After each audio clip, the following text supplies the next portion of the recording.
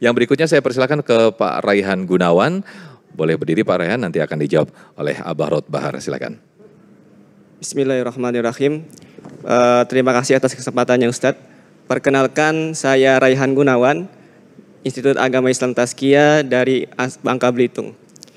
Seperti yang kita ketahui, salah satu asnaf atau kelompok penerima zakat adalah gorimin. Lalu pertanyaannya adalah siapa atau apa saja kriteria gorimin yang dimaksud? Terima kasih.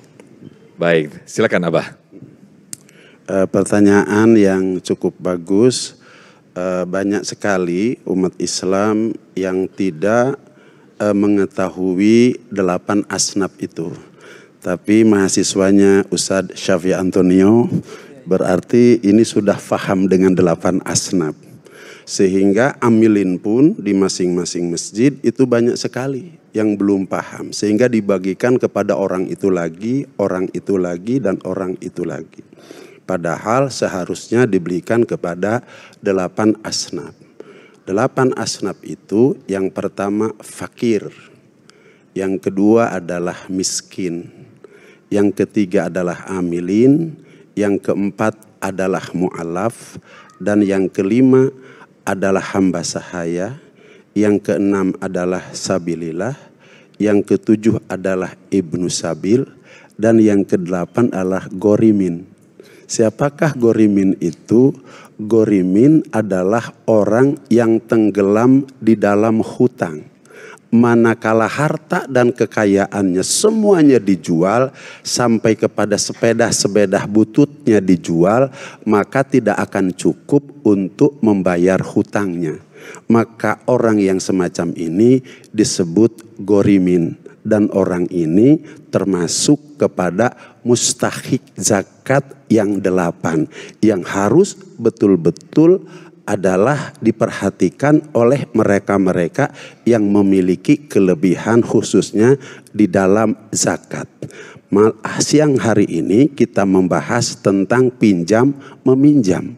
Maka orang yang memiliki kelebihan ketika walaupun ia tidak dalam keadaan berzakat, maka ia hendaknya memberikan pinjaman kepada orang itu yang tentu syarat-syaratnya dan adab-adabnya sudah disampaikan oleh Ustadz kita tadi. Memberikan keringanan, bahkan kalau sampai pada saatnya tidak mampu membayar, orang yang berkelebihan itu adalah membebaskan daripada hutang itu. Ini bagian daripada makna qardon hasanan, memberikan pinjaman yang baik. Maka Allah menjanjikan payudo ifahu lahu ad'afan kasiro, akan dapat memberikan pahala dengan pahala yang sangat berlipat-lipat dan banyak.